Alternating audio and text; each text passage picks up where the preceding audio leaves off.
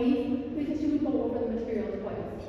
So I knew that there was some kind of strange connection happening. And then Mrs. Gallatin, I don't know, we would read a book and then it was almost as if I was reading her mind. I knew what the test questions were going to be, the exam questions on these books.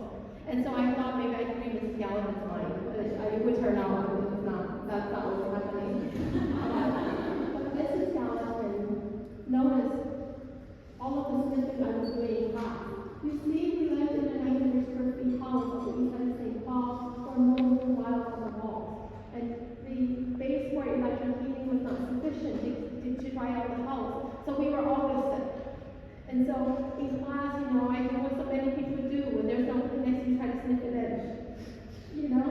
Mrs. Gallatin offered me peanuts whenever I was sniffing. Mrs. Gallatin was the first teacher who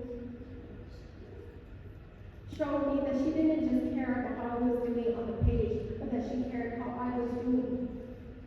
But she was scared. She always laughed and she was shouted. Mrs. Gallatin had us write an essay about Romeo and Juliet. It's the story of Romeo and Juliet, a story of love or lust. And I remember how I said I didn't really understand love because a few of my friends had boyfriends, but all they ever did was listen to each other breathe on the phone. That's maybe not the only love story I knew with my mom and dad. How she wishes all the time that she had chosen somebody else and her life would have been easier. But how every night they go to bed in the same bed and they wake up to fight the same fight every day. And that maybe that was what real love was. And then we'll never know if the story of Romeo and Juliet was really